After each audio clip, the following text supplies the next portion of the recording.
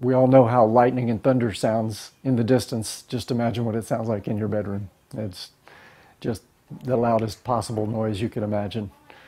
It was probably 20 feet away from us, and it just went on and on. It was probably 15 seconds of banging and flashing and lights, kind of lightning flashing on and off, and just loud, loud noise. And then Trey comes out of his room and he's like, "Guys, my room exploded."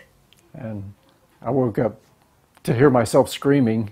So I was laying in bed and half in and half out listening to the storm, and all of a sudden lightning hit the house, and the electrical outlets on both sides, actually 3 of them, exploded, and sparks and I don't know, even debris was flying all over the room. The sheetrock came off and was blowing across, and so I jumped up, and the power's out now, and I realized that there's embers, I don't know, molten metal around, and so I'm putting out the embers in the dark, and then I went next door to check on my house guests, and then we walked into the living room and realized that the living room is flooding. So we're dealing with that, and I come back in here, and the carpet is caught on fire.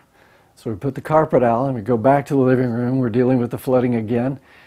And we all put on shoes to insulate ourselves in case there was lightning again.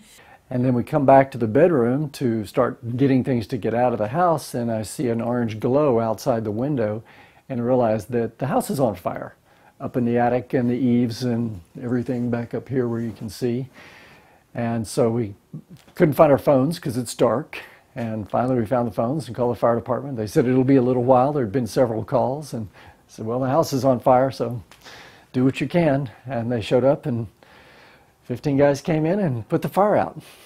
Got to move out. The house has got to be completely gutted, and they've got to reconstruct it. So got to find a place to live and start over again. Got a pretty good circuit of family and friends in Austin, so I'll find something.